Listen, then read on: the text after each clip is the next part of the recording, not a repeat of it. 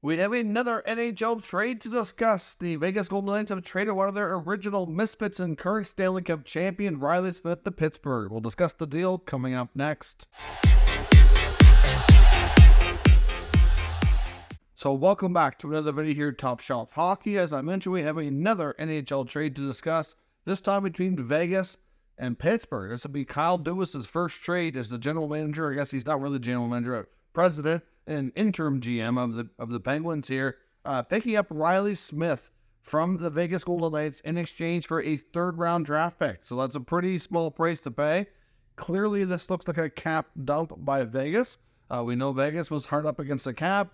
They certainly have a lot of tough decisions to make after just winning the Stanley Cup. Reilly Smith was a big part of that. He's an original Golden Knight from day one.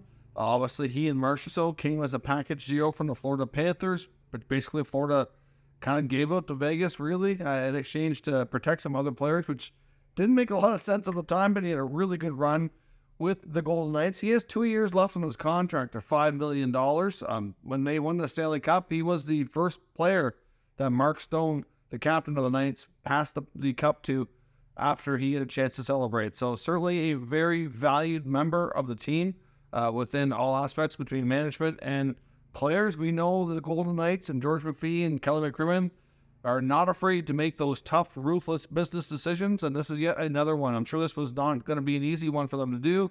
I'm sure a lot of his teammates are, because they're not really done celebrating the Stanley Cup yet, and I'm sure that it's an emotional time for Marchessault and William Karlsson and all of his original misfit guys and the current teammates too. It's tough when you win a Stanley Cup and then a matter of days later, the team's already being dismantled because of the cap. So it kind of sucks in that regard, but that is the nature of the NHL and how things work. Let me know for this deal. Is Vegas opening up some salary cap space to do another move? Could they have their eyes on another winger who could be a higher productive player for them and score more goals?